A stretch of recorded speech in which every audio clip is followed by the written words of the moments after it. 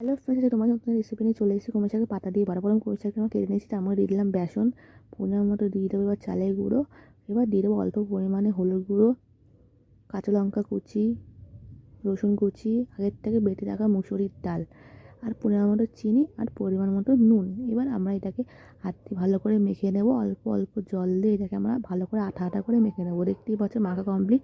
এবার কড়াইতে দিয়ে দেবো তেল। তেলটা নেব গরম করে, আর হাতের মধ্যে এগুলোকে গোল গোল করে হালকাভাবে চ্যাপ দিয়ে আমরা দিয়ে দেবো তেলের মধ্যে। দেখতেই পাচ্ছ আমি বড়াগুলো ছেড়ে দিলাম। এবার বড়াগুলোকে আবার নেব ভালো করে ভেজে। বড়াগুলোকে একটা পিঠ হয়ে গেলে আমরা উল্টে দেবো। এবার আবার দুই পিঠ ভালো করে লাল লাল করে ভেজে নিতে হবে। দেখতেই পাচ্ছ আমার বড়া হয়ে গেছে কমপ্লিট। তো এবার এগুলোকে আমি সার্ভ করে নেবো। তো তোমাদের কলমি শাকের পাতা দিয়ে বড়া কেমন লাগলো জানিও। পারলে তোমরা ট্রাই করে দেখো কেমন লাগে খেতে।